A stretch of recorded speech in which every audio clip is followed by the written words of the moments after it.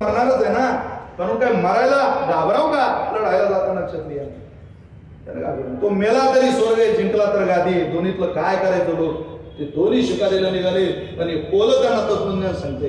हत्तीचा विचार सोडून दे. म्हणजे पोलीस भरतीच्या ग्राउंडवर जायचं, गर्दीतून जागा शोधत शोधत शोधत शोधत मान काढत एक भाकर तिथं गेलं आणि तिथं त्याला मान काढली. ते पोलीस भरतीला ते साहेब म्हणले का लांबोळी येते नाही, उंचवडी भालाफेक काळीफेक काहीच नाही. मग तुम्ही आले का आले पुढे? तो म्हणजे मी तुम्हाला हेच सांगायला आलो, तुम्ही माझ्या भरोशावर राहू.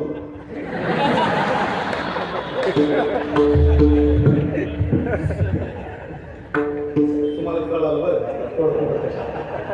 त्या दोघही भावांना राग आला, महाराज आम्हाला शिकार करायला नाही होतो. त्या दोघांनी असं ओढून पाहिलं. कोणाकडं? खोल्याकडं. खोल्याकडं नाही हो, खोल्याकडं खोल्याकडं. माझा अंग खोले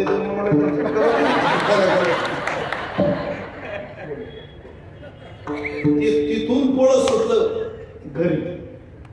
रडाबिडायला लागला. आता नाटकी. आई विचारते का रे काय झालं इकडे? तो म्हणतो आई तुझा पोरगा एकटाच राहिलो नाही. का म्हणे ते दोघं? तिथे गेले असतील आतापर्यंत. ती नाही म्हणू द्या, ती बरोबर भेटली, मेले असतील ती त्याला जवळ बोलवते. काय म्हणते ऐका. आता या जागेवर तिनं तो श्लोक म्हटला. शोरोसी तू शूर आहे, कृतविद्योसी हुशार आहे, दर्शनीयोसी पुत्र. ते तुझ्याकडं पाहिलं की पुत्रवत प्रेम करावं वाटतं इतका देख नाही. पण खोल्या तुमच्या जीवनात एक जोडणी वगैरे काय यस्मिन कुले तो मतपन्नो गजस्त तरण हन्यते. तुमच्या कुळात एक दोष आहे. तुमच्या कुळात कोणावर विश्वास ठेवायची पद्धत नाही रे खोल्या. माझं दूध पाजलंय मी त्यांना. मला माझ्या दुधावर विश्वास आहे. माझी पोरं त्या हातीला माघारी लावूनच परत येतील. ते दोन्ही जिवंत येतील मला विश्वास आहे. पण तू माझी पोरं घरी यायच्या अगोदर इथून निघून जा.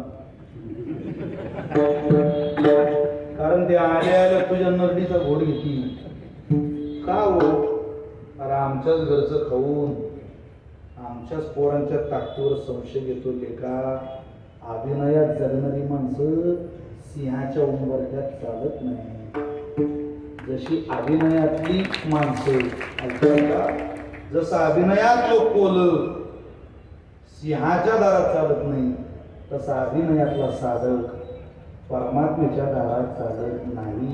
म्हणून अनुकरण नाही, अनुसरे तो अमर.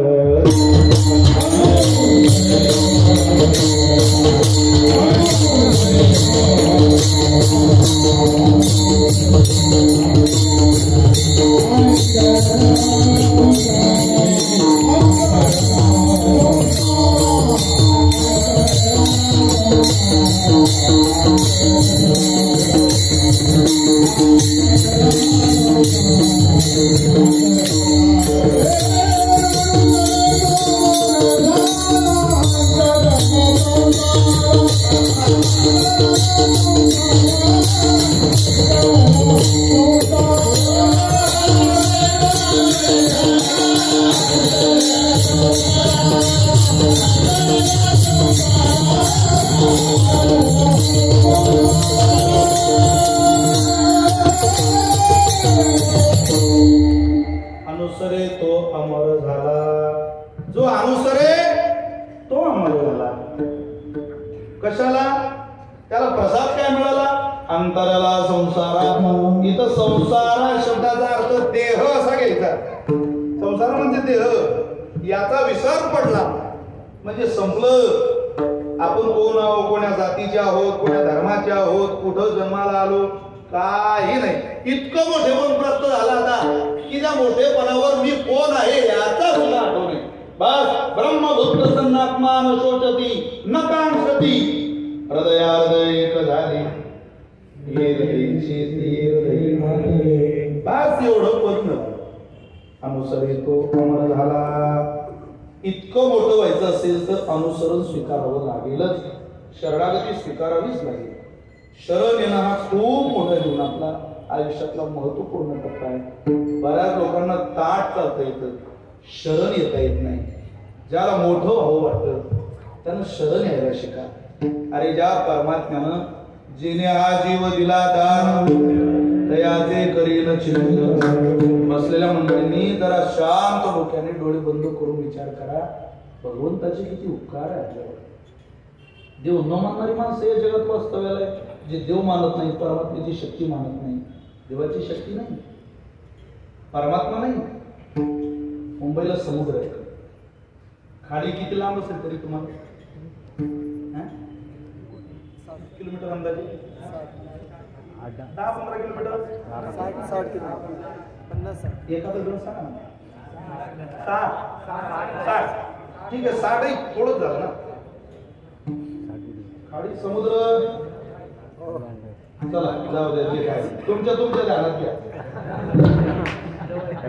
सरकार तिघांचा असल्यामुळे असा बदल होतच असतो. 20 किलोमीटर तुम्हाला समुद्र आहे असं गृहीत धरा. खरं सांगा, 20 किलोमीटर वरचं समुद्रातलं पाणी त्या समुद्राने ठरवलं तर तुमच्यापर्यंत यायला किती वेळ लागू शकतो? काही वेळ नाही, काहीच जाणार. नदीला अडवायला अति पाऊस झाला की धरण असतं, नाल्याला अडवायला बंधारा असतो. गटारी ऐकत नाही मुंबईतल्या, अति पाऊस झाला की गटारी तो अनुभवून जाऊ शकतात अशा गटारी मुंबई. अरे ज्या साधनाला, ज्या प्रवाहाला अडवायला धरण आहे, बंधारे, ते सुद्धा पावसाळ्यात ऐकत नाही. तुम्ही असं कधी ऐकलं का की समुद्राला अडवायला बंधारा बांधला, एखाद्यानं धरण निर्मिती केली, पण तरी समुद्र आपल्या किनाऱ्यावर आलेला, हजारो किलोमीटरहून आलेली, हजारो किलोमीटर प्रति घंटा प्रवास करणारी ती समुद्राची लाट अजूनही बदलापूरकरांच्या घरात घुसत नाही. तुमच्या माझ्या नाकातोंडात पाणी जात नाही, आपण मरत नाही, आपण निवांत जीवन जगतो. एवढंच नाही, धरणाच्या भिंतीजवळ उभं राहिलो तरी माणसाला खालून जाऊ शकतो. पाणी पाहू समुद्रावर माणसं फिरायला जातात, हजारो किलोमीटर आलेल्या लाटेकडे पाहतात आणि ती लाट किनाऱ्यावर शांत होणार या विश्वासानं किनारपट्टीवर बसतात, आनंद घेतात त्या पाण्याचा. कोण आहे त्या पाण्याला सांगायला तिथं, अरे या माझ्या बड्या बाबड्या लोकांना त्रास देऊ नको बरं का समुद्र, असं सांगायला कोण आहे तिथं? सांगायला कोणीतरी असेल ना हो. कोण आहे तो? ज्ञानोबा ज्ञानेश्वरी.